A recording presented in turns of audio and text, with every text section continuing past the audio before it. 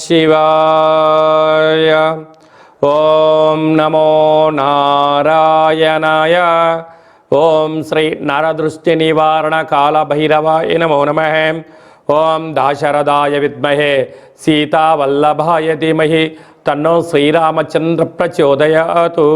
హరి ఓం.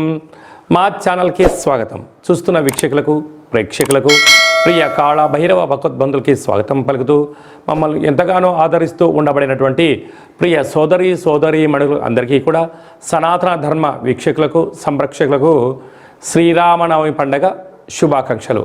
అందరము రామనామాన్ని జపింపచేద్దాం, ధర్మాన్ని కాపాడుకుందాం, ధర్మబద్ధమైన జీవితాన్ని పొందుదాం. అయోధ్యలో రామ విగ్రహ ప్రతిష్ఠ అయిన తర్వాత మొట్టమొదటిసారిగా జరుగుతూ ఉండబడినటువంటి శ్రీరామనవమి కనుక రాబోయే కాలంలో మనం అందరము కూడా అయోధ్య వెళ్దాం, రాముని దర్శిద్దాం, రామతత్వాన్ని మనము తెలుసుకుందాం. 16వ తారీఖు 4వ నెల 2024 నుండి 30/4/2024 వరకు పుట్టినటువంటి వారందరికీ కూడా ముందస్తుగా జన్మదిన శుభాకాంక్షలు. గతంలో వివాహం చేసుకున్న వారికి వివాహ వార్షికోత్సవ శుభాకాంక్షలు. ద్వాదశ రాశుల్లో గ్రహ గమనాన్ని ఒకసారి వీక్షింపచేద్దాం. మేషరాశిలో రవి మరియు గురు సంచార స్థితి, కన్యరాశిలో కేతు సంచార స్థితి, కుంభరాశిలో కుజుడు మరియు శని సంచార స్థితి, మీనరాశిలో బుధుడు శుక్రుడు మరియు రాహు సంచార స్థితితో ద్వాదశ రాశుల్లో గ్రహ గమనాలు ఈ విధంగా ఉన్నాయి. ధనుసు రాశి జాతకులు చైత్రమాస పూర్ణిమ సందర్భంగా ఎలాంటి విధి విధానాలు పాటించాలో ఈ వీడియోలో సవివరంగా సంపూర్ణంగా తెలుసుకుందాం. ధనుసు రాశిలో ఏ నక్షత్రాలు వస్తాయనగా మూలా నక్షత్రంలో 4 పాదాలు, పూర్వాషాఢ నక్షత్రంలో 4 పాదాలు, ఉత్తరాషాఢ నక్షత్రంలో 1 పాదం కలిపితే ధనుస్సు రాశి అవ్వడం జరుగుతుంది. చాలామందికి పుట్టినటువంటి కాల సమయంలో డేటా ఆఫ్ బర్త్లు లేనటువంటి కారణం వలన పేరు యొక్క మొదటి అక్షరాన్ని అనుసరిస్తూ రాశిని తెలుసుకునే ప్రయత్నం అవుతుంది. అవి ఏ అక్షరాలు ఒకసారి పరిశీలన చేద్దాం.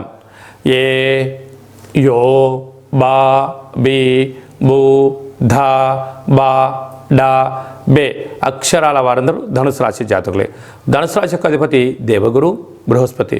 వీరికి తృతీయంలో కుజుడు మరియు శని సంచార స్థితి, అర్ధాష్టమ బుధుడు, అర్ధాష్టమ శుక్రుడు, అర్ధాష్టమ రాహు సంచార స్థితి, పంచమ స్థానంలో రవి గురు సంచార స్థితి, రాజ్యస్థానంలో కేతు సంచార స్థితి ఉండడం వలన నిత్యము ఏదో తెలియని ఒక ఆందోళన, పై అధికారులతో సహ ఉద్యోగస్తులతో, ఇంట్లో ఉండబడిన వారితో, బంధువులతో, మిత్రులతో, స్నేహితులతో, సన్నిహితులతో మీరు బాగా ఉండాలని మీరు కోరుకుంటుంటారు. కానీ వారు మిమ్మల్ని మానవ సంబంధాలుగానే చూస్తారు కానీ తప్ప ఆర్థిక సంబంధంగా మీరు వాళ్ళని ఎదుగుదలను మీ యొక్క ఎదుగుదలను వాళ్ళు ఓర్వలేని పరిస్థితి ఉంటుంది. కనుక ఎంతసేపు ఉన్నా మిమ్మల్ని మాటలతో బాధ పెట్టడం కానీ లేకుంటే చేస్తున్న పనుల్లో ఎంత చక్కగా మీరు చేసినా సక్రమంగా చేయలేదని చెప్పి మిమ్మల్ని బాధ పెట్టడమే వాళ్ళ లక్ష్యంగా కొందరు ఉంటారు. కనుక అలాంటి వారిని మీరు పట్టించుకోనక్కర్లేదు. ధర్మబద్ధమని తెలిసిన తర్వాత మీ మనసుకు మీరు సమాధానం చెప్పిన తర్వాత అది రైట్ అయినప్పుడు మీ పని మీరు చేసుకుంటూ వెళ్తూ ఉండండి. వారు అక్కడే ఆగిపోయి ఏదో రోజు మీకు జేజేలు పలుకుతూ మీ యొక్క రాజ్య పట్టాభిషేకానికి మీ యొక్క ఎదుగుదలకు అందరూ దాసోహం అనే రోజులు వచ్చిందని చెప్పి గుర్తుపెట్టుకోగలగాలి. సాఫ్ట్వేర్, హార్డ్వేర్, ప్రభుత్వ ఉద్యోగస్తులు, క్రియేటివిటీ రంగాలు, యూట్యూబ్, వాట్సాప్, ఫేస్బుక్ నడిపించేటువంటి వారందరూ కూడా క్రియేటివిటీ రంగాల్లో ఉన్న వారికి చాలా మంచి కాలం అని చెప్పి గమనించాలి. కనుక ఈ చైత్రమాస పూర్ణిమ రోజున వీలైనంత వరకు పెరుగన్నాన్ని ఒక తెలుపు క్లాత్లో ఏర్పాటు చేసుకొని తెల్ల ఎల్లిపాయలు, ఉల్లిపాయలను ముక్కలుగా వేసి ఒక మజ్జిగతో కలిపినటువంటి వెన్నతో కలిపినటువంటి 9 రకాల నూనెలను ఏర్పాటు చేసుకొని దిష్టి తీసి వేయడం వలన దోషం తొలగి అదృష్టం మీ సొంతమవుతుందని చెప్పి గమనించాలి. ఏప్రిల్ నెలలో ద్వితీయార్థంలో ముఖ్యమైనటువంటి పండుగల గురించి క్లుప్తంగా తెలుసుకుందాం. 16వ తారీఖున చైత్రమాస శుద్ధ అష్టమి మంగళవారము పుష్యమి నక్షత్ర సందర్భంగా మనమందరము కూడా కాళభైరవ స్వామిని స్మరిద్దాం, కాలాన్ని అనుకూలంగా తెచ్చుకుందాం. గృహంలో వాస్తు, నరదృష్టి, యంత్ర, మంత్ర, తంత్ర, పరతంత్ర, తాంత్రిక దోషాలను తొలగించుకుందాం. కుష్మాండ దీపాన్ని వెలిగించుకుందాం. విద్యాకర్షణ, వ్యాపారాకర్షణ, జ్ఞానాకర్షణ తెలుసుకుందాం. అలాగనే కాళభైరవ స్వామి యొక్క స్మరణ చేయడం వలన అష్ట కష్టాలు తొలగిపోయి అష్టైశ్వర్యాన్ని కలుగుతుందని గమనించాలి. మీకు ఇంట్లో చేసుకోవడానికి కుదరకపోతే ఈ కింద మనం సంప్రదించినట్లయితే మన యొక్క దేవాలయంలో కాళభైరవ స్వామి యొక్క పూజా కార్యక్రమాలని మీకు ప్రత్యక్ష ప్రసారంగా కూడా చూపించడం జరుగుతుంది. కనుక మీరు పూజా కార్యక్రమంలో పాల్గొనాలి అన్నట్లయితే మీకు గోత్రనామాల్ని వాట్సాప్ చేయగలరు. అలాగనే మనకు 17వ తారీఖున శ్రీరామనవమి కనుక మనమందరము కూడా శ్రీరామస్వామి వారి యొక్క కళ్యాణంలో పాల్గొందాం. అక్షంతల్ని తలంబ్రాలని మనం తలపైన వేసుకుందాం. అష్ట కష్టాలని తొలగింప చేసుకుందాం. 23వ తారీఖున చైత్రమాస శుద్ధ పూర్ణిమ చిత్తా నక్షత్ర సందర్భంగా మన తెలంగాణ రాష్ట్రంలో ఉండబడినటువంటి మినీ అమర్నాథ్ యాత్ర అని చెప్పుకోబోతున్నటువంటి మనకు సలైశ్వర క్షేత్రాన్ని దర్శిద్దాం, స్నానం చేద్దాం, గ్రహ దోషాలను తొలగించుకుందాం, ఆధ్యాత్మిక యాత్ర చేద్దాం, స్వామివారి ఆశీస్సులు పొందుదాం. ఇంకనూ ఈ ఏప్రిల్ నెలలో ద్వితీయార్థంలో ఇంకనూ విజయం సాధించగలగాలి అన్నట్లయితే ఈ యొక్క పాత్ర కంచు పాత్ర అంటారు. అంటే మనకు రాసులు 12 ఎలా ఉంటాయో, లగ్నాలు 12 ఎలా ఉంటాయో 12 రాసులు ఇందులో అచ్చు వేయడం జరుగుతుంది. ఈ యొక్క పాత్ర కంచు పాత్ర అవ్వడం వలన ఇంట్లో ఉదయము సాయంత్రము పూజ చేసిన తర్వాత శబ్ద తరంగాలను సృష్టించడం వలన అద్భుతమైనటువంటి ఆకర్షణ కలుగుతుందని చెప్పి గమనించాలి. ఒకసారి చూద్దాం.